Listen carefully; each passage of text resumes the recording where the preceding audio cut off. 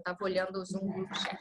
Então, nós vamos começar agora o primeiro webinar organizado pela Universidade da Flórida, o programa Tropical Conservation and Development, mas principalmente pela iniciativa que coordena 4 países da Panamazônia, o Brasil, a Colômbia, a Bolívia e o Peru, numa comunidade de prática para pensar estratégias de governança e infraestrutura na Amazônia.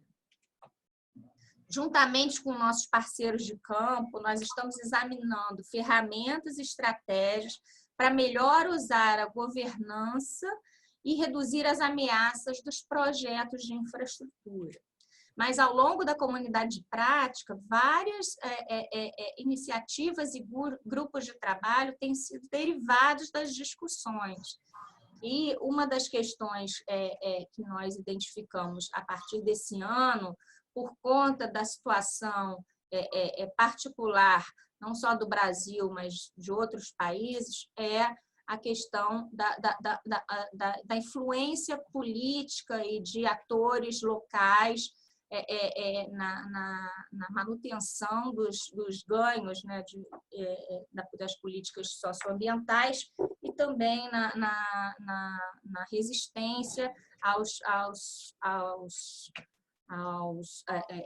retrocessos que eventualmente possam ocorrer.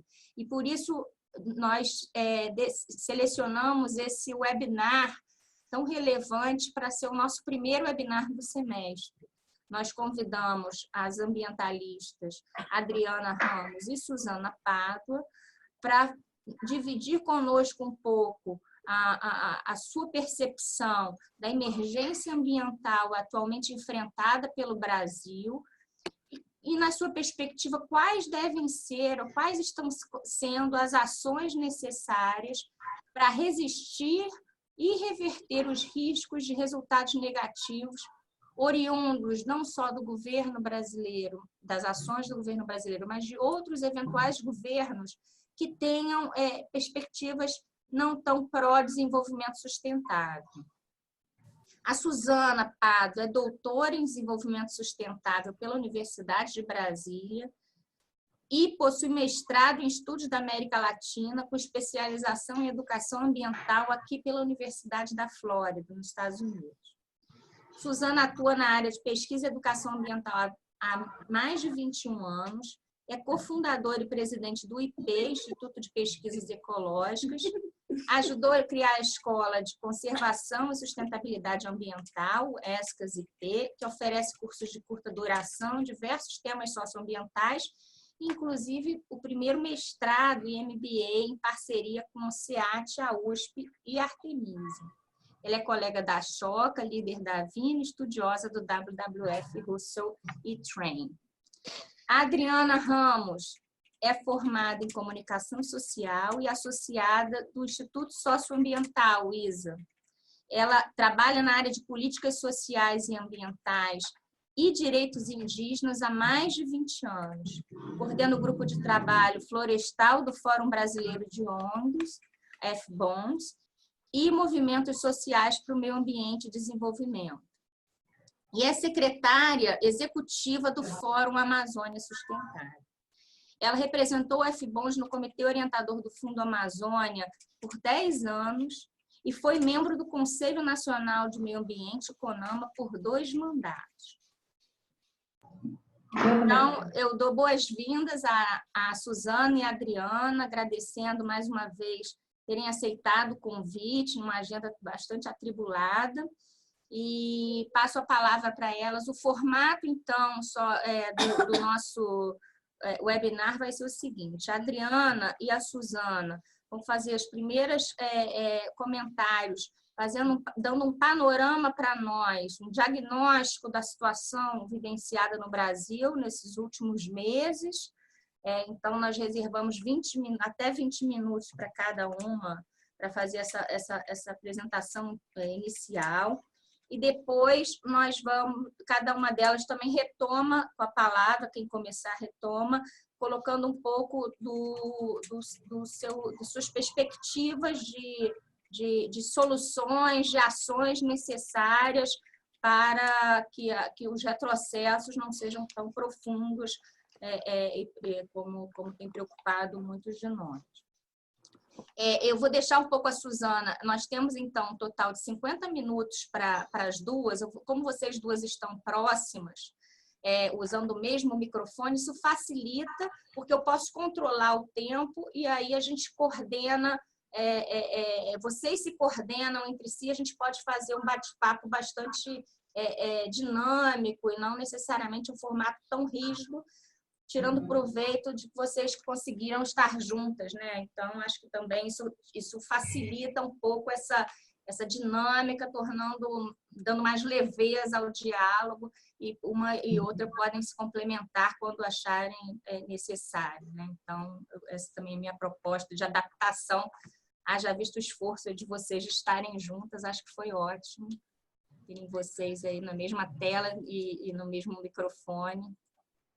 Então, podemos começar, né? Lembrando mais uma vez as perguntas, usem, por favor, o Zoom Group Chat. Nós vamos estar aqui coordenando as perguntas ao longo da fala da Suzana e da Adriana. Podemos começar, meninas. Bom, eu primeiro queria agradecer, sempre uma honra participar de coisas da Universidade da Flórida, que é muito querido no meu coração. Então, é muito honroso estar participando. Infelizmente, o momento não é tão de celebração, né? Não é tanto de celebração, é um momento de muito cuidado que a gente tem que ter. E, contudo, a gente hoje tem que prestar atenção em cada fala, em cada palavra, porque a situação ela é muito delicada. Eu acho que assim a gente está vivendo um momento de desmonte completo, né? De desestrutura de todas as instâncias que foram construídas, às vezes, por décadas, e nós estamos vivendo um momento em que tudo isso tá falindo, ou as pessoas não são reconhecidas. Quanto mais capaz a pessoa menos ela é chamada para as decisões e chamada para opinar, né? Nós estamos vendo isso. Infelizmente, depois das queimadas, agora nós estamos com um drama enorme na costa toda brasileira com petróleo, e o que nós vemos é mais ou menos a mesma situação. Onde estão os pesquisadores dessas áreas? Onde foram chamados? Como é de que maneira que o governo está lidando com toda a situação? Eu acho que uma das, vamos dizer, das meus maiores desafios é não saber para onde correr nesse momento, porque tudo que a gente estruturou durante anos, e olha, passamos por governos os mais diversos e de pensamentos de esquerda, de direita, de meio, de todos. Havia um consenso de que meio ambiente era fundamental e era uma riqueza nacional, e hoje você vê um descaso enorme. Me assusta muito. Eu ontem assisti o Ricardo Salles falando, e ele fala muito bem, o que é mais assustador ainda, porque quem não sabe da área acha que ele está tomando todas as providências cabíveis, e quando a gente sabe que isso não é verdade. E o governo adotou desde o início, e continua adotando, uma posição de que sempre a culpa é dos outros, nunca assume responsabilidade. Então a gente vê, por exemplo, exemplos concretos, né? Tem no Ministério do Meio Ambiente, tem posições, 40 posições, DAS, né? Que estão em aberto. Agora, talvez não sejam mais 40, mas, vamos dizer, 38 em aberto. Então, a troco de quê? Sabe, já existe o recurso para isso. E eu não sei se é um medo de distribuir responsabilidade, de querer centralização em tudo, e tem muita coisa que para nós soa como um total absurdo, sabe? Vamos dizer, para mim soa surreal você achar que garimpo vai ser um avanço para a Amazônia. Quem já viu as fotos do Sebastião Salgado sobre o garimpo vai ver que aquilo é tudo contra qualquer dignidade, seja humana, seja de valorização dos próprios recursos naturais, né? Eu não gosto de usar a palavra recursos, porque é sempre o uso humano, mas nesse caso é total recurso. Então, a Amazônia está sendo usada como um recurso e ninguém sabe exatamente para onde. Não, a gente até hoje, eu não vi um plano, eu não sei se a Adriana viu algum plano, mas não há um plano, o que se pretende fazer. Então, como eu falei, nós estamos bastante preocupados, porque cada ação nossa tem que ser muito bem pensada. Nós criamos, por exemplo, estratégias da gente se juntar para pensar estrategicamente. Então, algumas instituições brasileiras se juntaram, porque o que é melhor? É escrever um artigo e sair um artigo na Folha, ou isso vai ajudar ou vai atrapalhar a causa? Então, eu estou chegando à conclusão, e não sou a única, eu ontem assisti uma palestra do Jacques Markovitch, e ele falava bem dentro dessa linha, que ele é da USP, que assim, eu acho que a gente tem que se juntar, a gente tem que se integrar. Então, esse convite que vocês fizeram a nós, para mim, ele é um dos caminhos que eu estou acreditando. Eu sozinha, por mais credibilidade que tenha a minha organização, que é muito pequena, sozinha, então fica mais pequena ainda, que é o IP, junto com o ISA, junto com o Amazon, junto com o IPAM e outras organizações, o IEB, etc., pode ser que a gente tenha um peso maior. Internacionalmente, a mesma coisa. Eu acho que, nesse momento, são as coalizões. Você vê que a única coisa que sobreviveu nesse período foi, talvez, uma das poucas coisas que eu vejo sobreviver, é a coalizão Floresta, Clima e... Tem alguma coisa faltando? Agricultura. Floresta, Clima e Agricultura. E ela sobreviveu. E ali é muito interessante, porque você vê pessoas pensando muito diferentes, com objetivos muito diferentes, mas tem vamos dizer, uma visão que quer chegar em algum lugar junto. E nesse momento, eu acho que as coalizões, por isso que a gente está tentando juntar as organizações brasileiras para a gente pensar estrategicamente, e também essa pressão internacional. A gente viu que as coisas mudam bastante quando tem visão internacional, quando tem pressão internacional, desculpa. Então, a gente sentiu isso quando foi das queimadas todas da Amazônia. A pressão internacional fez muita diferença. Agora, na coalizão, a gente vê o seguinte, tem agricultores e agricultores, tem muita desordem, essa falta de perspectiva, esse desmonte e essa destruição da floresta.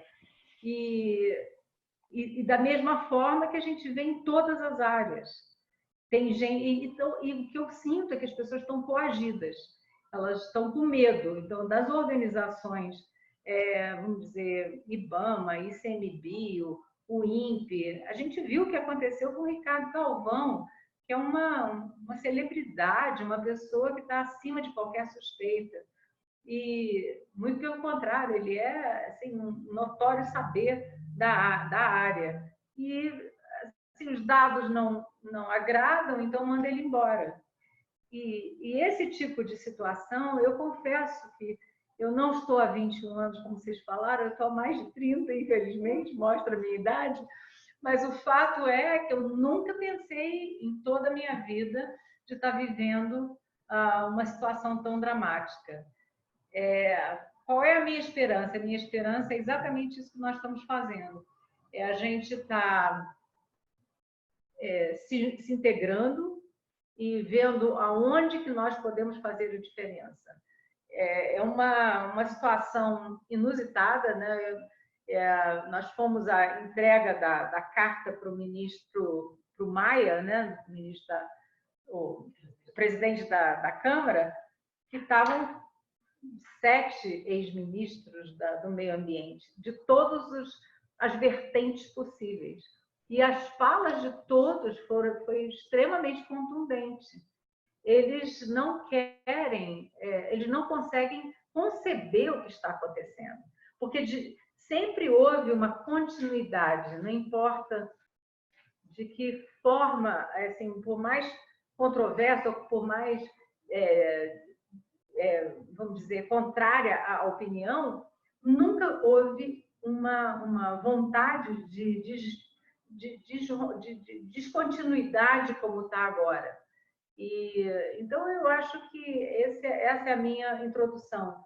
Nós estamos aqui, eu não quero perder a esperança, eu acho que está havendo muito ódio, eu mesma tenho que me segurar muitas vezes, porque eu acordo cada vez que eu leio uma reportagem, o que me sobe é uma raiva, uma mágoa, uma vontade de de ir à luta por alguma coisa, mas eu continuo achando que não é o caminho. Eu quero crer que a gente possa fazer por amor, que a gente possa, de algum jeito, trazer tudo que nos fez começar nesse caminhar, que é essa paixão que a gente tem pela natureza, por toda essa riqueza que a gente tem, e despertar nas pessoas essa vontade de proteger tudo isso. Como é que a gente vai fazer isso? Eu sou utópica? Eu sei que eu sou utópica, mas como é que nós vamos fazer isso? Eu ainda não sei. Mas escrevendo artigos, o que a gente vai fazer, eu não sei. Nós estamos vivendo esse momento eu nunca vi na minha vida tanta crise, porque foram as queimadas, a gente está vendo situações de água terríveis, e agora toda a costa brasileira. E a situação, sinceramente, a postura governamental, ela é muito semelhante em todas as situações de crise. E isso é que me assusta. Então, se a gente aparecer com outra crise, vamos dizer, uma falta d'água como houve alguns anos atrás, o que vai ser? Né? Eu não sei responder. Mas eu continuo querendo muito controlar a raiva, querendo muito controlar a sensação que a gente tem de inércia. Então, omissão nunca, mas o que fazer que seja estratégico? O que fazer que possa ajudar a fazer uma diferença? Então, eu não tenho resposta, eu tenho indagações, eu tenho inquietações, e eu estou aqui de peito aberto para construir junto o que vocês e que nós chegarmos à conclusão de que a gente pode fazer junto. All yours. Obrigada, Suzana. Gente, obrigada pelo convite, Juliana e Bob. Agradecer a Suzana também, pedindo para a Suzana que se deslocou aqui para o escritório do ISA, mas, de fato, essa valorização das oportunidades de encontro tem sido também uma das nossas estratégias de fortalecimento. Adriana, seu áudio está um pouquinho difícil de ouvir, não sei se talvez você consegue falar um pouquinho mais perto do microfone. Deixa eu ver mais aqui. Melhor assim? A gente ainda está um pouco baixo. Não sei A Suzana estava mirando, talvez o microfone seja do outro lado. Do outro lado, será? Aqui? Isso. Perfeito.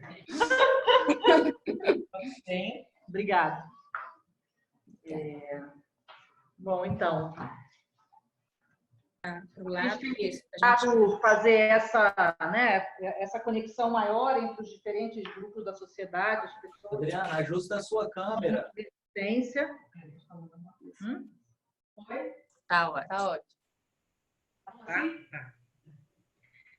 E, enfim, acho que são muitas coisas. Eu queria começar comentando que eu acho que a gente tem uma situação em que a racionalidade, não existe uma racionalidade num debate sobre uma política ambiental, uma política socioambiental, né? A estratégia do governo é uma estratégia de desmonte, fundamentalmente. Esse desmonte se deu tanto nas propostas de mudança estrutural, né?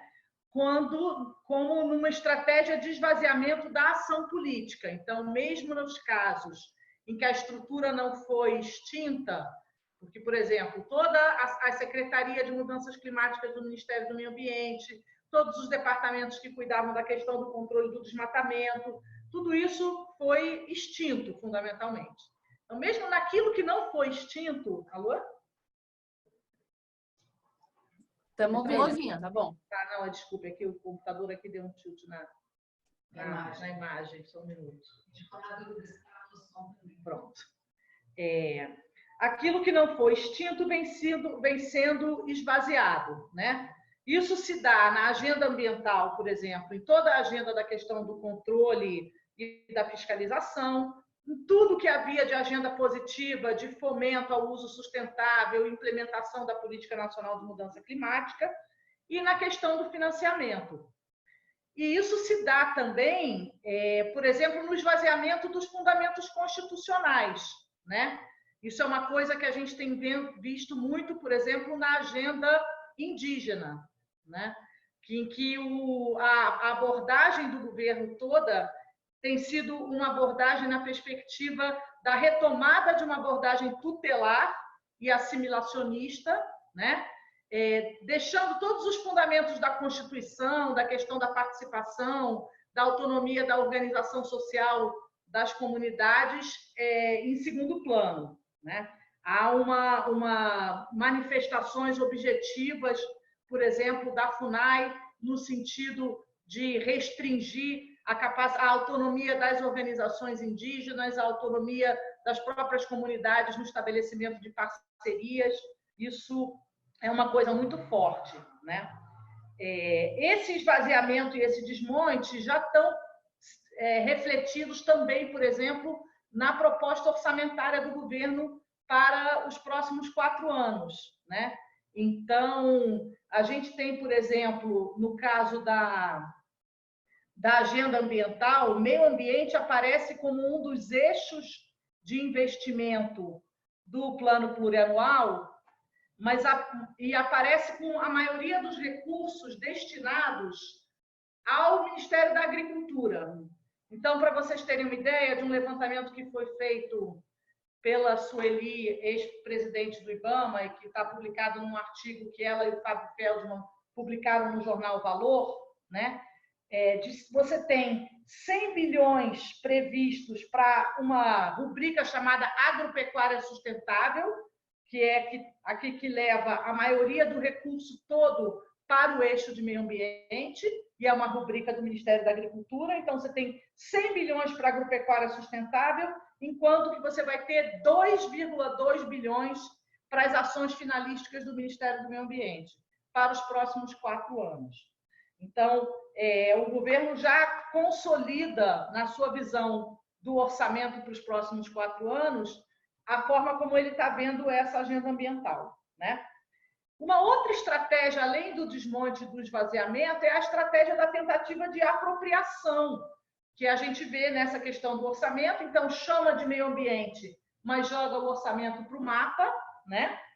Que foi o que o governo tentou fazer com o Fundo Amazônia, ao tentar estabelecer uma nova regra de uso, né? Que pudesse incorporar mais recursos para o setor privado e para ações que o próprio governo, né, decide o que vai fazer, que é o que o governo está propondo fazer com uma medida provisória que ele editou, em que ele mexe na questão da conversão de multas e cria um fundo, né, no qual o governo vai escolher um órgão, uma instituição de gestão financeira pública, que provavelmente vai ser a Caixa Econômica Federal, para gerir um fundo no qual é o Ministério do Meio Ambiente que vai determinar qual é a utilização do recurso. Essa ideia altera fundamentalmente todos aquilo que estava previsto numa perspectiva de utilização da conversão como uma estratégia positiva de internalização de recursos, porque prevê uma relação com a execução desses recursos que foge de qualquer controle social, né? Então, nesse momento, o que a gente está vendo pelas estratégias do governo é que a melhor maneira e a única forma que a gente tem para lidar com isso, tentando minimizar, né, os impactos negativos, é fortalecer a ideia de que é preciso ter parâmetros e salvaguardas, tanto critérios previamente estabelecidos sobre o que é aceitável na utilização desses recursos, quanto uma lógica de controle social, buscando trazer para essas instâncias, poucas, né, que ainda venham a existir, algum tipo de capacidade de estabelecer freios e contrapesos ao que o executivo vem tentando fazer. Acho que essa, por exemplo, é uma expectativa que a própria sociedade civil brasileira tem alimentado em relação, por exemplo, aos acordos internacionais, seja o acordo União Europeia-Mercosul, que a gente já começa a avaliar como de difícil execução e, portanto, de difícil manejo em relação àquilo que ele poderia estabelecer de salvaguardas e de, né, exigir cumprimento, mas também, por exemplo, as salvaguardas socioambientais da OCDE, tendo em vista o interesse do Brasil de entrar na OCDE. Essa visão de que esses interesses internacionais do Brasil, junto aos mercados, podem servir para levantar demandas junto ao poder público e servir como algum tipo de anteparo, né? Ela é um caminho, mas ela, na verdade, exige de nós hoje uma ação muito mais objetiva, buscando muito mais efetividade do que aquilo que a gente conseguiu construir até hoje como mecanismo de interação entre o setor privado e o campo socioambiental. Então, se antes dessa situação de governo que a gente tinha, já era difícil fazer esses mecanismos mais de mercado avançarem, sem uma pressão social bem forte, agora mais difícil ainda. Porque, inclusive, o que a gente tem visto é que o chamado agronegócio moderno, ele está cada vez mais em cima do muro. Então, você tem alguns sinais de um interesse, né, como pelo menos, por exemplo, as manifestações da coalizão, como a Suzana falou, de um interesse em tentar estabelecer algum tipo de mediação com as propostas do governo. Porque senão quem vai querer são eles mesmos. Pois é, mas ao mesmo tempo, na hora do vamos ver, de tomar as decisões, inclusive das manifestações dentro do Congresso e da própria crítica à postura do governo, isso ainda é muito leve, né? Então, o que a gente tem visto ainda é um receio do setor privado de assumir críticas ao governo, né? E uma expectativa de que talvez por outros meios, né, essa modulação aconteça. E é muito difícil constranger esse governo, né? A gente está falando de um governo que atua com base em mentiras, né? Com ameaças, com uma grande estratégia de comunicação que das eleições para cá só se aprimorou do ponto de vista da forma como ela radicaliza o discurso, né?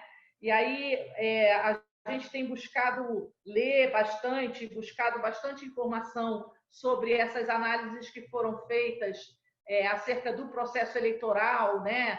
Da segmentação de públicos que fomentou essa ênfase na construção de neuroses, né? Na construção das teorias conspiratórias, que contribuem, né, para você ter um campo minado, principalmente para a ação da sociedade civil, né? Então, a gente tem o acirramento das piores teorias conspiratórias com relação à internacionalização da Amazônia, por exemplo, atingindo, né, todos nós que trabalhamos de alguma forma com a Amazônia.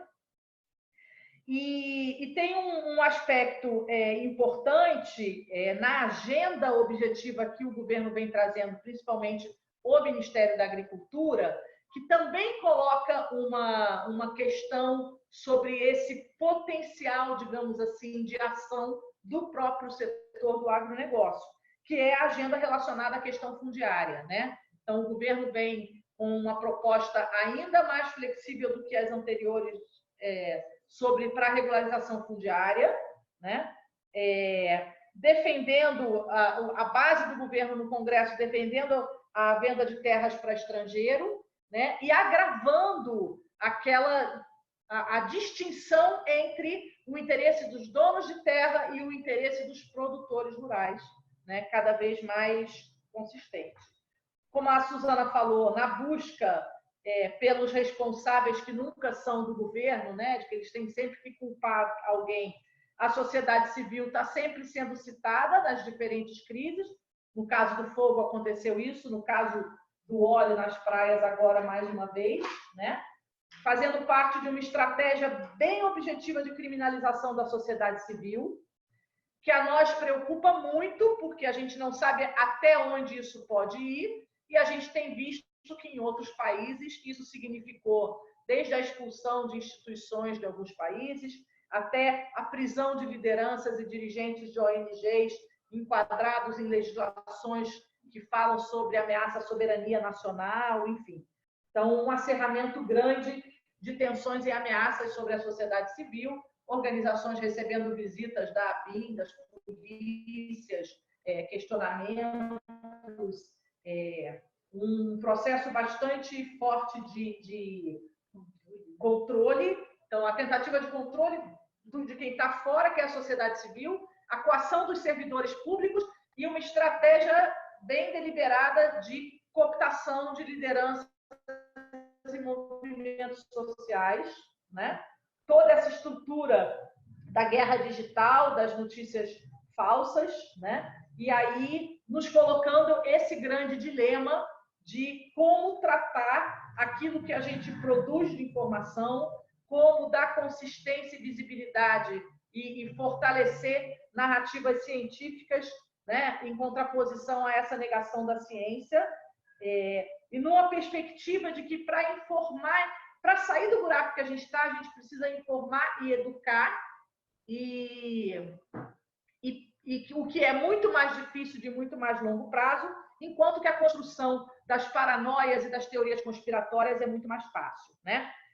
O legislativo e o judiciário, com todas as suas fragilidades, têm consistido espaços importantes de contrapeso, né, àquilo que o governo vem trazendo, assim como as organizações da sociedade civil, e acho que principalmente a mobilização, acho que dos povos indígenas, que já vinham num processo mais forte, mas mais recentemente de outros grupos, né? A gente está vendo, essa semana tem um encontro nacional, semana que vem, o Encontro Nacional do Conselho Nacional de Populações Extrativistas, uma grande mobilização que houve de defensores essa semana passada no Pará, enfim, um conjunto de ações de mobilização que vem no sentido de enfrentar isso, né? Acho que para nós tem um grande desafio, que é lidar com essa questão da forma de comunicar, um governo que trabalha numa lógica declaratória, com pouquíssimo conteúdo e que, portanto, força que sejamos nós, muitas vezes, a dar conteúdo àquilo que o governo só sinaliza como intenção, e a gente tem avaliado que, muitas vezes, isso é uma armadilha, porque acaba sendo a gente que dá conteúdo e ideias para o governo de como fazer coisas que eles não sabem como fazer, né? Posso complementar? Eu ontem também assisti o André Trigueiro falando e me impressionou muito a clareza que o André Trigueiro se expressou. Vocês estão ouvindo bem? Tá. Por quê? Porque na hora de incriminar as organizações da sociedade civil, nós éramos, né, nós todos éramos os responsáveis por tudo de errado. Mas agora, na hora da limpeza das praias, é assim, onde está o Greenpeace? Onde está... E o André Trigueiro disse, olha, as ONGs não têm nenhuma responsabilidade. Isso é responsabilidade do governo. Está havendo uma grande troca de responsabilidades aí para não ver a verdade, que eles não estão agindo com vamos dizer, a presteza e a valorização do que nós temos de mais precioso. Então, como é que você deixa tudo isso acontecer e fica querendo responsabilizar a Venezuela, seja lá quem for. Não é momento de tentar responsabilizar, é momento de resolver. Né? Então, isso nesse momento, eu acho que só para complementar ainda mais o que a Adriana falou, o que eu estou vendo no Brasil, tudo aquilo que eu sempre prezei, educação, pesquisa e arte, porque isso, para mim, vamos dizer, a grande diferença, o que pode levar o país a ser, de fato, uma valorização da sua cultura, das suas riquezas sociais, ambientais, e tudo isso que o Brasil tem, estão sendo absolutamente desprestigiados. Em troca de quê? Eu ainda não sei, porque até agora eu não vi nada que valha a pena. Então, desculpa, Adriana. Não, mas era isso, eu já tinha terminado mesmo, acho que a gente já deu um panorama geral, agora vamos esperar então as perguntas. Pode botar aí. Tá. Então, vou passar, já tem umas 2 perguntas aqui, e que elas tocam um pouco nessa fala final, tanto da Adriana, complementada pela Suzana. Tá aqui. Então, uma das questões que a Denise trouxe, que as discussões nos movimentos sociais atualmente é de buscar uma abertura de diálogo com os governos estaduais, tirando um pouco do foco do governo federal. Então, ela pergunta como a pesquisa poderia contribuir com essa estratégia.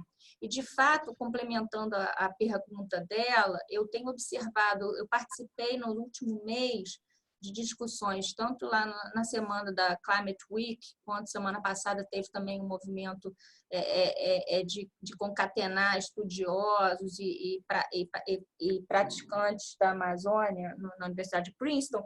E, de fato, eu tenho observado que os governos estaduais estão buscando um espaço. Então, seria os governos estaduais uma possibilidade de se estabelecer uma governança e para que os prejuízos não sejam tão significativos, e aí o papel da ciência nessa estratégia. Então, essa era uma primeira questão.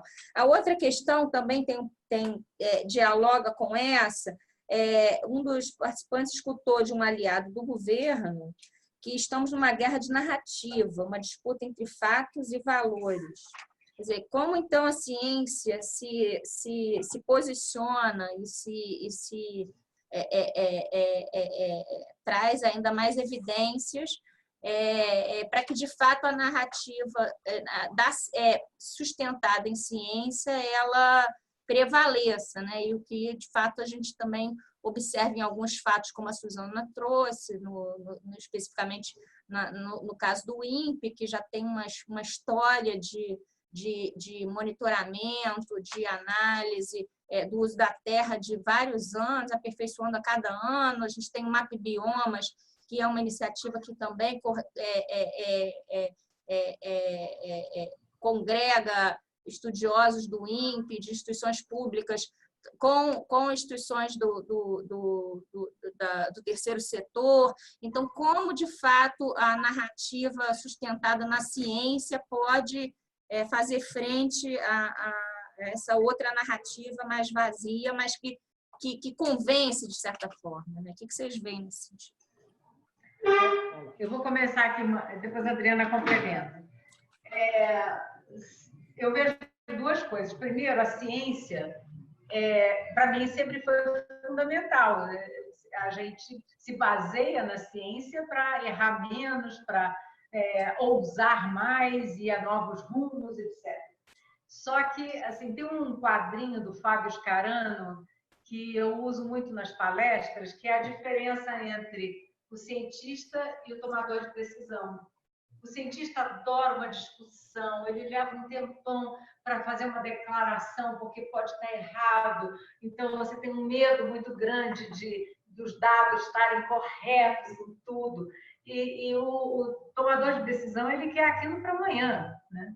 Então, por exemplo, eu estou vendo agora o Carlos Nobre fazer palestras continuamente, e eu admiro isso muito. Eu acho que os cientistas têm que começar a fazer exatamente isso, porque eles são renomados internacionalmente, reconhecidos, e eles podem fazer uma diferença muito grande, sim.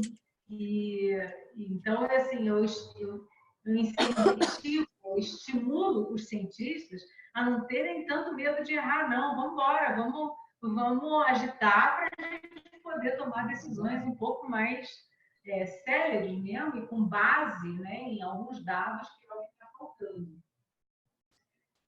Os governos estaduais, sinceramente, eles estão buscando recurso. O Fundo Amazônia era fundamental para os governos estaduais da Amazônia, gente. E agora ficou esse vazio. Então, o que a gente está vendo é uma busca muito grande. É claro que, se você tiver a ciência junto, como algumas pessoas estão fazendo, ou ONGs sérias que já estão trabalhando há muitos anos, podendo servir de intermediar toda essa negociação, eu acho que é um caminho, sim. A gente não pode ficar sem o Fundo Amazônia, sabe? Come on, não dá. Foram anos e anos e anos de construção e nós não queremos pagar proprietários, compensar proprietários de terra com dinheiro do Fundo Amazônia. A gente quer proteger a biodiversidade e as populações tradicionais e dar alternativa e trazer, de fato, alternativas que sejam dignas para quem vive lá e queira ficar lá e não estar lá porque, sabe, a nova geração precisa querer ficar lá. Mas só vai querer ficar lá se for uma vida digna enfim, e promissora, né? E com algo excitante. Tem que ser bom, tem que ser gostoso. Eu acho que, assim, toda a área socioambiental sempre dependeu de recursos da cooperação internacional, né, no Brasil. Acho que a forma como o governo se colocou em relação a esses recursos deixou esse vácuo, que você não tem, né, limitou o acesso aos recursos que já existiam, sinalizou que não vai construir condições para gerir outros recursos internacionais, e nessa perspectiva os governos estaduais, sabendo que não podem abrir mão disso, estão sinalizando e se apresentando. Mas eu acho que sem muita consistência, né? Sem muita coerência, sem ter muita ideia objetiva do que vão fazer. Então, eu acho que aí, tanto da parte da ciência quanto da parte da sociedade civil, tem o papel de estabelecer quais são os parâmetros objetivos que vão assegurar condições para que esses governos estaduais, que não estão distantes ideologicamente do governo federal, que não estão criticando o governo federal, né? Que só querem aproveitar uma oportunidade porque eles sabem que os recursos estão aí e que a atenção à Amazônia, né, faz com que esses recursos tenham um fluxo para vir para o Brasil e eles querem se apresentar como passíveis de assumir. Mas se a gente olha, por exemplo, a proposta de fundo criada pelo governo do Pará recentemente, também na mesma lógica do que o governo queria fazer com o Fundo Amazônia, com um comitê de 7, sendo 5 do governo, 1 da academia, 1 da sociedade civil, sem nenhum tipo de controle social mais efetivo, né? Sem ter mecanismos de governança realmente que vão assegurar a eficácia. Então, acho que nesse momento é muito importante que a gente dê um passo adiante no sentido de que tudo aquilo que a gente já tem de conhecimento tem que se transformar em indicador objetivo, né? E esses indicadores objetivos, as potenciais metas, com as formas como vão fazer, tem que aparecer. A gente sabe, por exemplo, que no caso do Fundo Amazônia, o fluxo de execução orçamentária dos projetos dos estados é infinitamente mais lento do que os dos projetos da sociedade civil, né? Então, como é que esses estados vão assegurar, como é que eles vão manejar esse recurso, quem vai executar, de que maneira, como é que eles vão assegurar uma execução transparente dos recursos? Porque os estados não vão conseguir convencer os doadores, né, de que eles estão aptos a receber esses recursos só porque eles estão se apresentando e pedindo dinheiro. Não é assim que funciona, a gente sabe, né? Então, acho que tem aí um exercício que é de ajudar a botar na mesa quais são os parâmetros objetivos, tanto de governança, de controle social, quanto de efetividade dos projetos e metas objetivas, tem que ser assegurados pelos estados e monitorados e tal, para isso acontecer. Com relação à questão das guerras de narrativas, é exatamente o que a gente está vivendo, embora é sempre bom a gente dizer o seguinte, tem gente que confunde, né? Dizendo assim, é tudo um problema de comunicação. O governo, inclusive, gosta de dizer isso. Não é. Aliás, os próprios alemães da cooperação aqui disseram uma coisa muito curiosa, né? Porque o ministro saiu daqui para fazer esse tour na Europa, dizendo isso, que ele estava indo lá explicar que tudo era um problema de comunicação.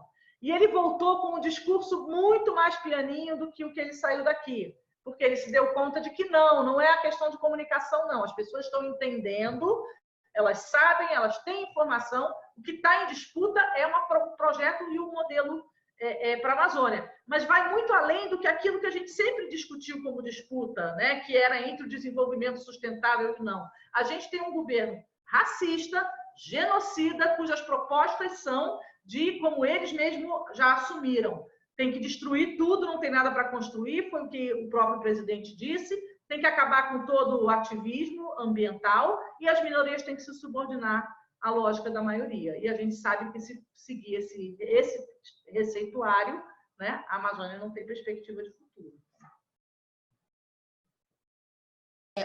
Eu tenho uma nova pergunta. Na semana passada, em reunião com os reitores da Amazônia, surgiu uma pauta para discutir estratégias de um novo modelo de pós-graduação para a Amazônia. As pró-reitorias estão mobilizando os programas para atender essa demanda. Duas questões. Seria uma oportunidade para as universidades fortalecer os movimentos e mostrarem mais as suas forças?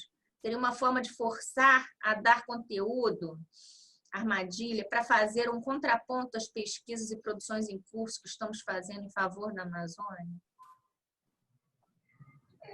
Sempre vou acreditar que a educação é um caminho.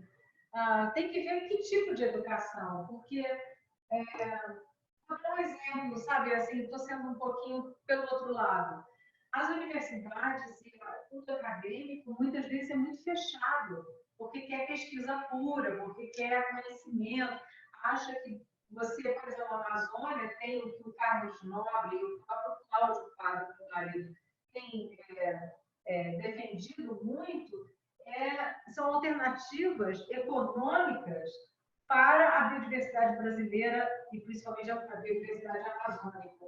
Então, de que maneira que aquela biodiversidade poderia se transformar em ativos, em pesquisas novas, em laboratórios e que processem realmente perspectivas diferentes.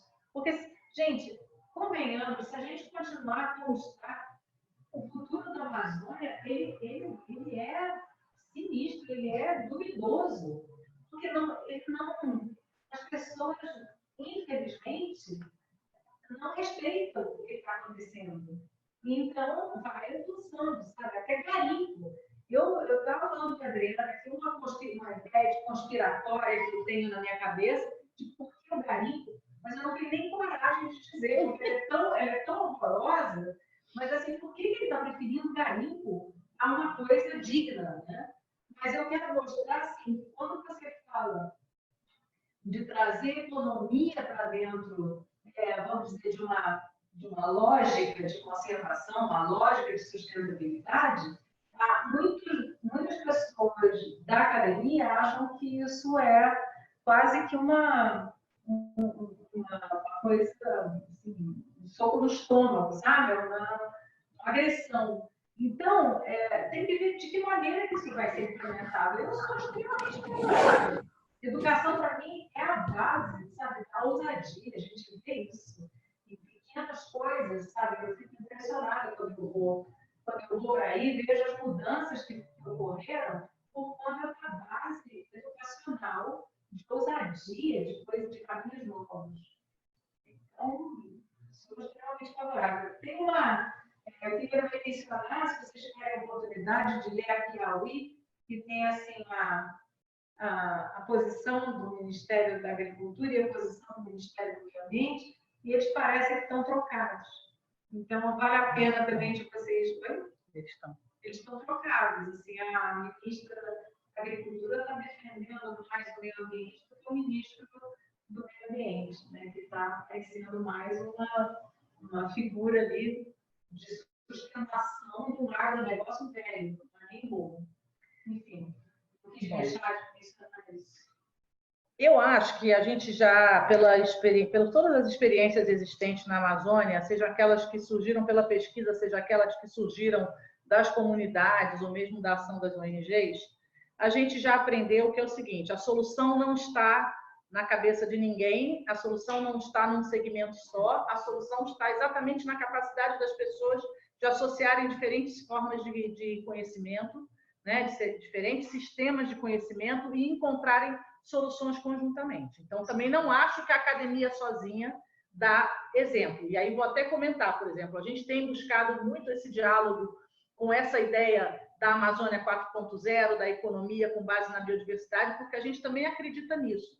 Mas tem um conjunto de questões relacionadas à governança, à questão da participação da sociedade, às dificuldades relacionadas à infraestrutura, ao fato de você estar lidando com comunidades diferentes que têm perspectivas distintas sobre os territórios, que muitas vezes o lado da academia que está fazendo essas propostas para a biotecnologia, para o uso da biodiversidade e tal, não tá percebendo, não está indo reconhecer. E a gente precisa juntar esses conhecimentos, porque já tem muita experiência, não tem por que cada segmento sair avançando em testar coisas que a gente já passou por isso, já viu quais são as dificuldades, né? Então, eu acho que a grande solução está na interação intersetorial, né? Para você construir realmente uma coisa nova.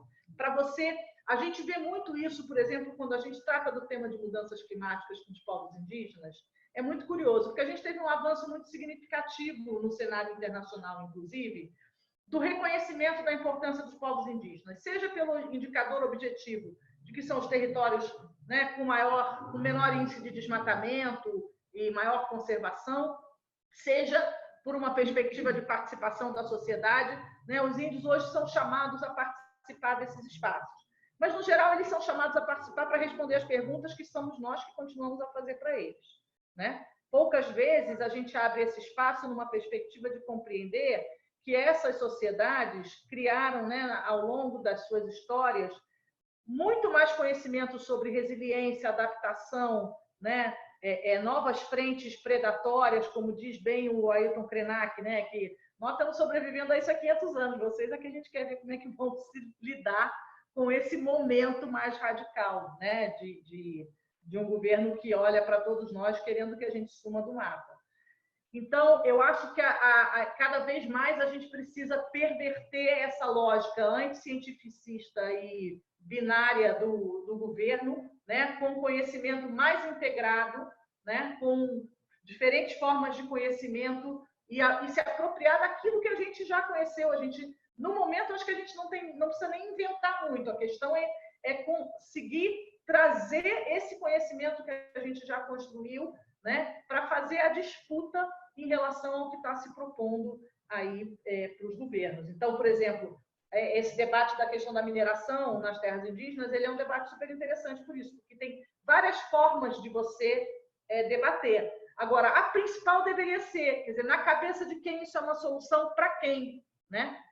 Qual é a vantagem? Porque isso é anunciado pelo governo como uma vantagem para tirar os índios de uma situação de pobreza, que nem sempre a situação de pobreza existe, né? E, obviamente, na maior parte dos casos, não vai ser a mineração ou o garimpo que vai dar solução a isso. E tem um lado que a Adriana está falando, que eu acho que é muito importante da gente estressar. Quando há essa integração, muito acadêmico, as ONGs, por exemplo, há quantos anos o ISO está trabalhando com populações indígenas? Há quantos anos que a gente... enfim, a sociedade civil, as organizações, elas criam conhecimento Fala mais perto um pouquinho do microfone. Desculpa, é que eu estou do lado de cá. As ONGs, em geral, elas ficam naquela questão, naquela região, durante muitos anos. Então, qualquer dessas questões que nós estamos abordando são questões complexas, que sozinho você não faz. Mas se você junta as ONGs, o mundo acadêmico, os governantes, os técnicos ou os profissionais de ICMBio, o IBAMA, a parte toda econômica, sabe? Você cria uma força muito maior do que você querer fazer as coisas sozinho. E ao contrário, porque o que está acontecendo agora, você está alijando essas forças das decisões. quando elas deviam estar sendo chamadas para, sabe, a mesma coisa que está acontecendo agora na Costa. Vamos chamar os especialistas. Onde estão esses professores da USP que há 30 anos estudam isso? Vamos chamá-los. E as ONGs, elas têm essa experiência, é um conhecimento com base em experiência. E as questões são muito complexas. A gente não dá conta sozinho. É essa integração que a Adriana está falando que eu acho que vale a pena ser expressada. É a caixinha de Lego, daquele, enfim, que o pesquisador de Harvard fala, acho que é Hassel, uma coisa assim, que ele fala muito de que quanto maior é a sua caixa de Lego variada, mais você tem a possibilidade de construir soluções criativas. Aí, Suzana, a gente vai abrir então, Suzana, Adriana, a gente vai abrir agora para ficar mais dinâmico, para comentários e para perguntas dos participantes, e aí vamos aproveitar a nossa vantagem aqui, de certa forma, porque já tem 3 perguntas aqui da sala. Então, uma delas dando um gancho no que é minha pergunta, aproveitar que eu sou moderadora.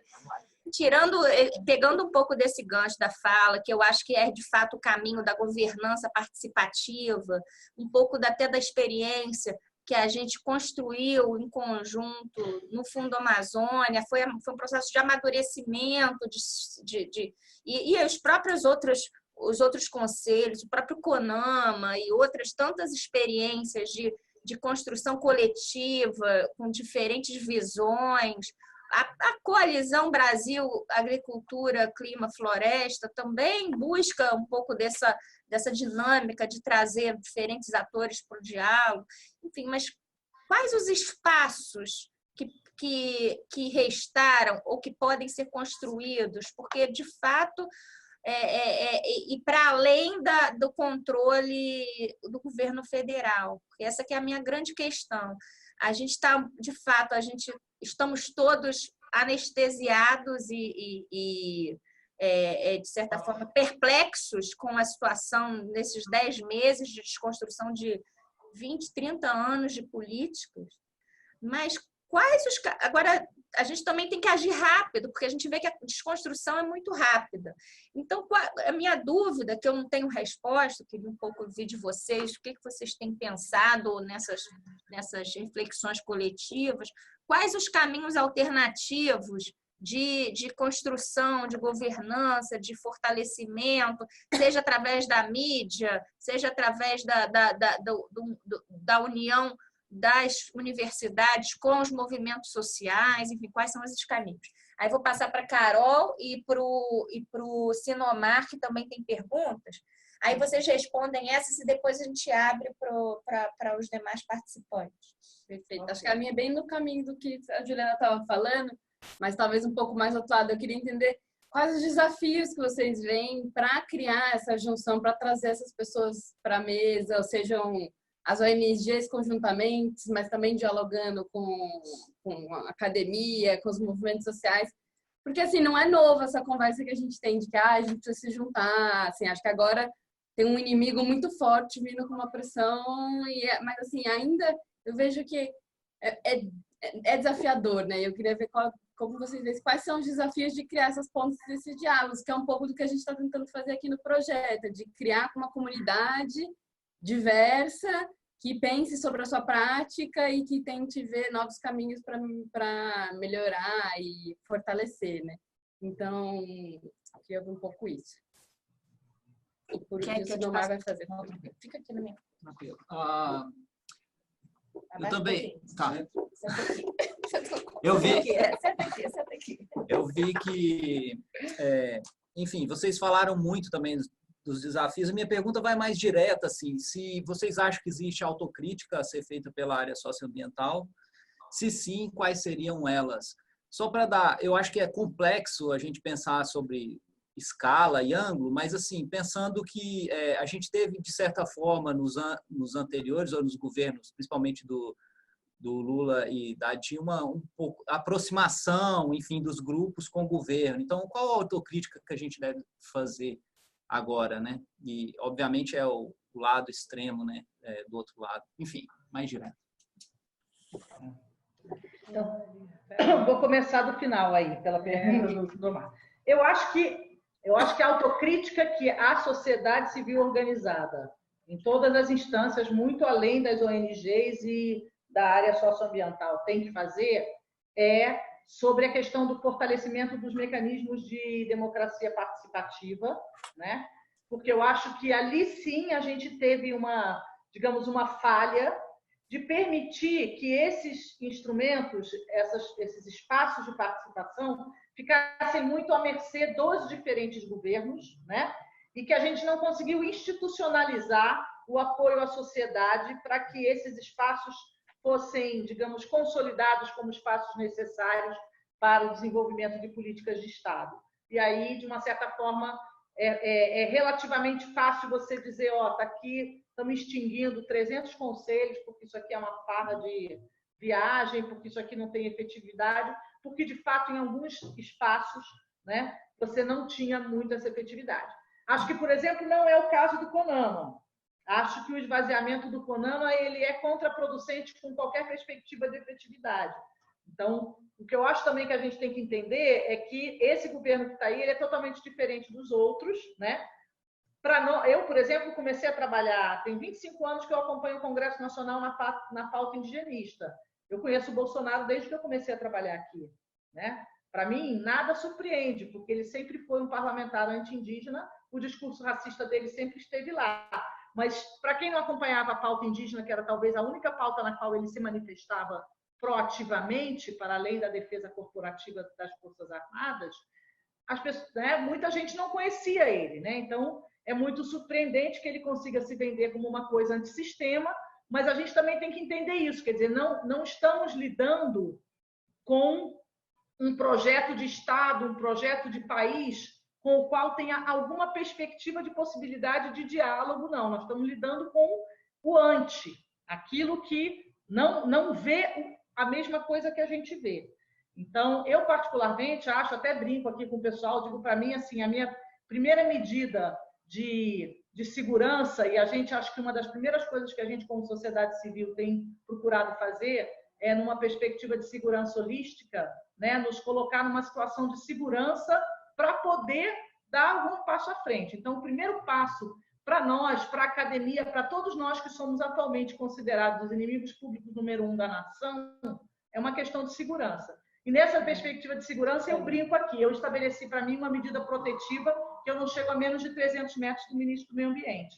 Não há o que se possa conversar com essa pessoa, não há nenhuma justificativa para tentar um diálogo com um governo que rejeita totalmente, né, o trabalho coletivo, que criminaliza em qualquer manifestação. Portanto, eu acho que não é por aí. Eu acho que a mesa que a gente tem que construir de espaço de construção é mesmo um processo de sociedade que construa consistência para fazer frente a isso, inclusive enfrentando todos os desafios que estão dados para as eleições futuras, né, e tudo mais. Quer dizer, eu acho que a gente precisa fazer um pouco essa autocrítica nesse sentido de como é que a gente se coloca como força da sociedade no nosso papel, independente de governo, e tentando enfrentar, né, a dificuldade de diálogo entre a sociedade, os diferentes pedaços da sociedade que estão aí.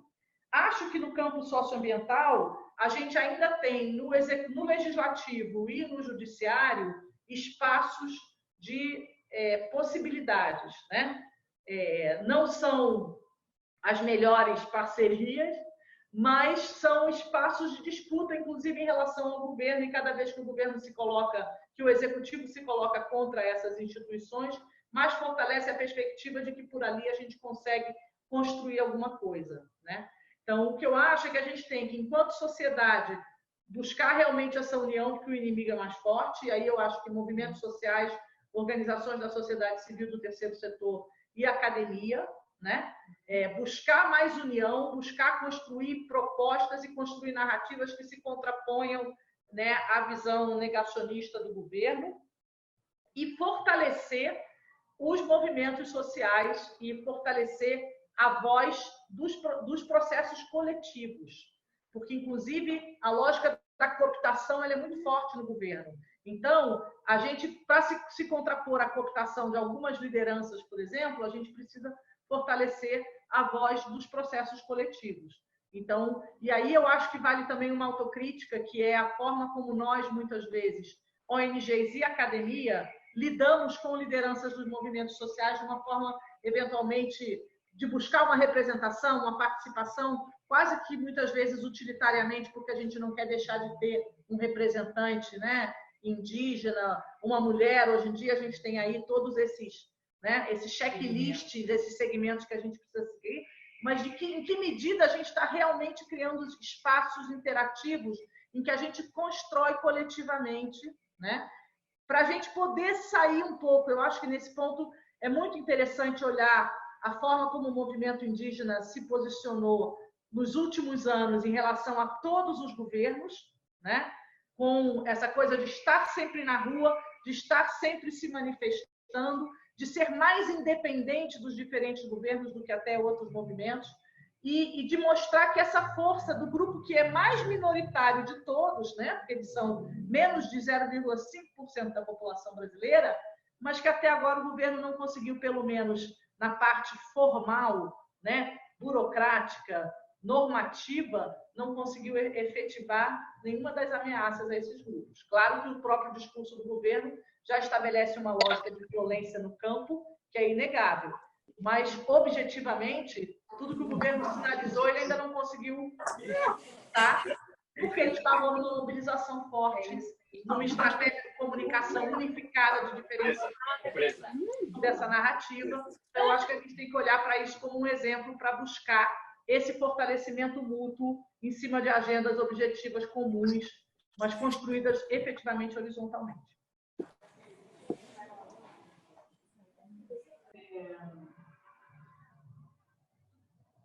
Quando a Adriana estava falando, o que me veio, a metáfora que me veio, é alguém que quebra a perna e que precisa reaprender a andar. Sabe? É mais ou menos isso que eu estou sentindo que está acontecendo. Nós estamos tendo que repensar a nossa forma de agir. E não que a gente esteja mais fraco, eu não sinto isso. Eu sinto que a gente está precisando reaprender determinadas fortalezas nossas, ou fortalecer alguns aspectos que podem nos manter em pé com mais dignidade, sabe? Com mais fortaleza. Então, qual é a resposta? Eu não sei, mas tem caminhos, né? Os caminhos são esses. Essa integração, por exemplo, que a gente está tentando fazer, eu ainda acho que está bem incipiente, mas das organizações que pensam parecido, para a gente se juntar e pensar estrategicamente, pensar internacionalmente, pensar na mídia como uma forma de, sinceramente, segurar um pouco toda essa barbaridade. Outro dia tive com uma pessoa da Alemanha que disse que nunca viu tanta reportagem sobre a Amazônia, era todos os dias. Então, porque, na verdade, nós podemos tirar mais proveito de fortalezas do que de fraquezas. Se isso está acontecendo, tem um outro lado, sabe? Se toda essa barbaridade está acontecendo, tem um outro lado que está se mobilizando. E eu acho que isso a gente precisa, talvez, pensar em formas de tirar melhor proveito. A outra coisa é a parte jurídica toda, sabe? Os promotores públicos. A gente precisa aprender a lidar. Não é uma coisa que... O ISA sabe muito mais do que o IP, sempre foi mais atuante na parte de política pública e da parte legislativa, mas eu acho que é um caminho, sim, é um caminho da gente estar pensando em ter aliados. Nós estamos precisando nos juntar e formar uma frente a toda essa discrepância, esse momento tão desarmônico que nós estamos vivendo, socioambientalmente. Madalena, você colocou uma pergunta, mas acho que a Adriana e a Suzana endereçaram a pergunta. Não sei se você quer complementar ou se você está satisfeita com os comentários. Pode abrir seu microfone, se quiser falar.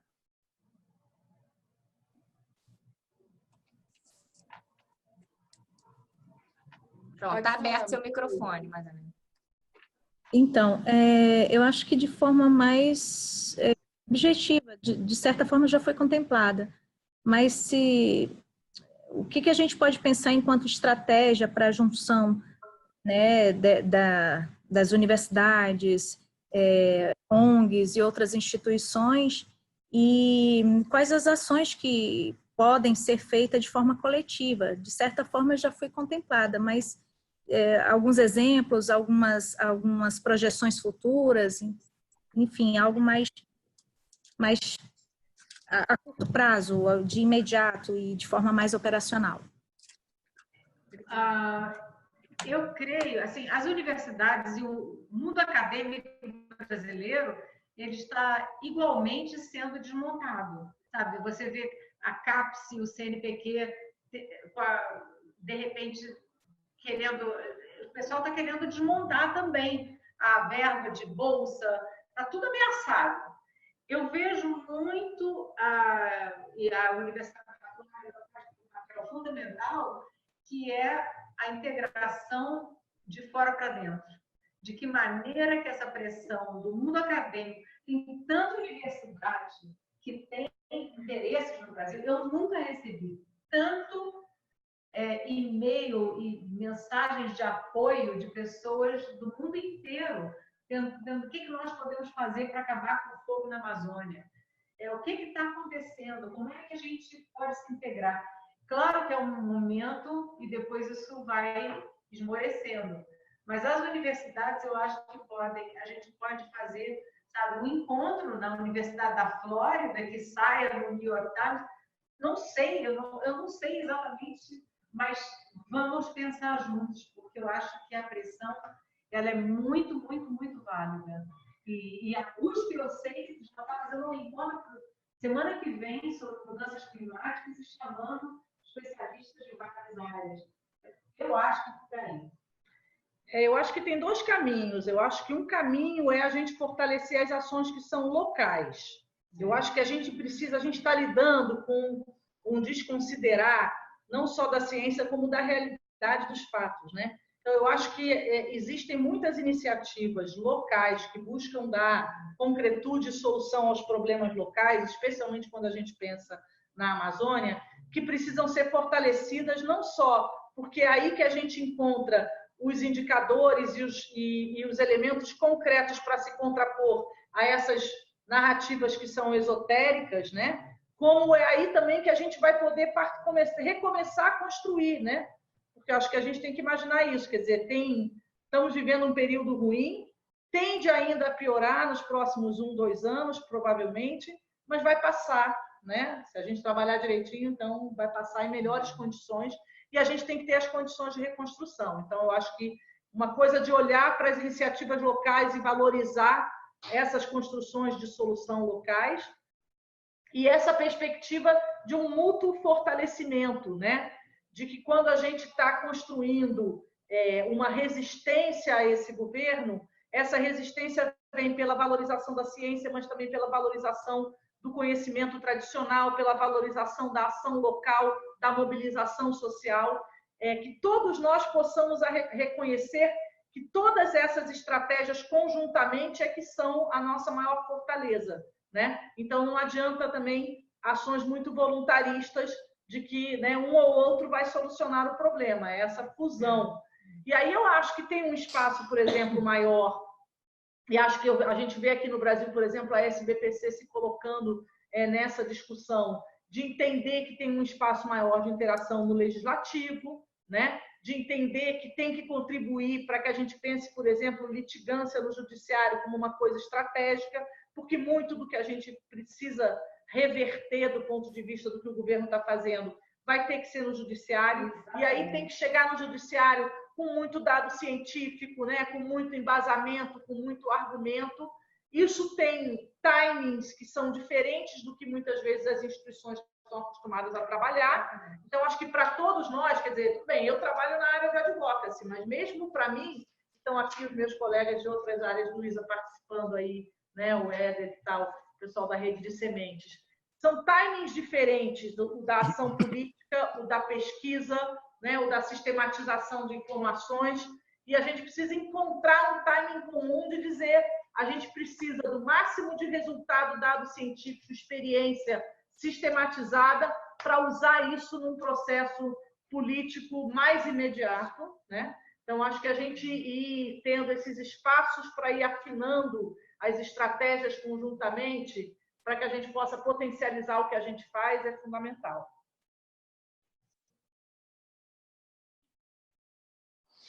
A gente agora tem 3 minutos, eu vou passar para o Bob fazer as palavras finais, mas já comentando esses espaços, esses processos, né, de junção de ideias, só fazendo um comentário a partir do que a Adriana fala, acho que uma coisa importante é já utilizar não só para o embasamento técnico, de experiências, de ação local, de conhecimento, para municiar essas ações legislativas judiciárias, mas também para preparar uma estratégia de comunicação de narrativa para a sociedade brasileira.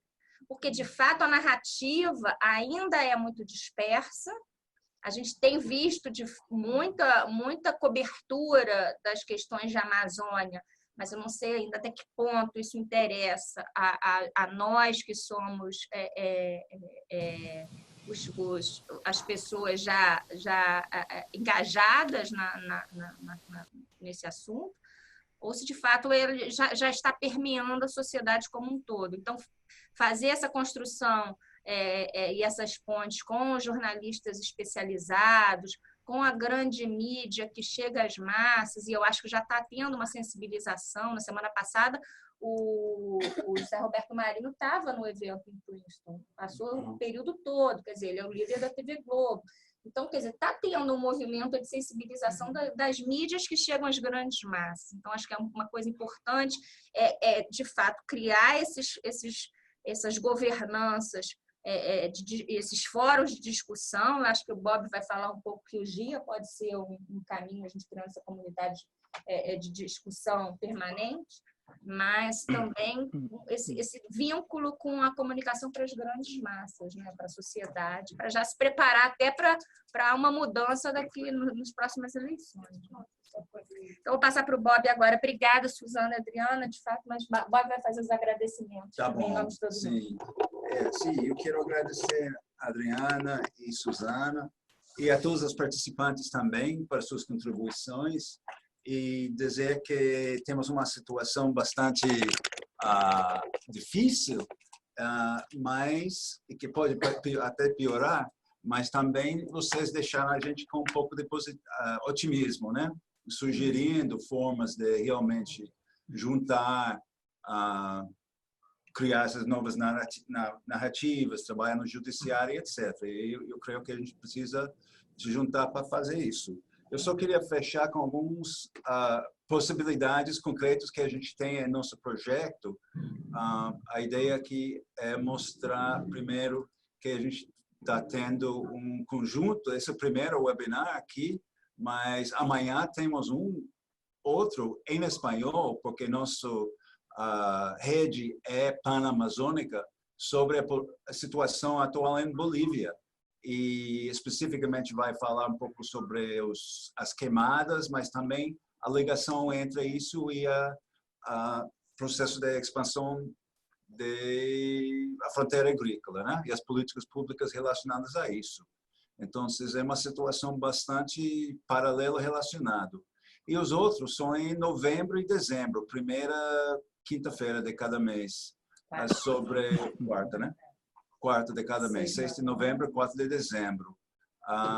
E a gente vai divulgar isso aqui, e também eu queria só mostrar para vocês que temos um site, e a ideia é que tem essa informação sobre webinars, mas também, espero que seja aqui, tá? Temos um site aqui, diaamazon.org, e dentro do site temos, eu só queria, eu não sei, mostrar um pouco para vocês esse site, que tem nas 3 línguas do nosso grupo.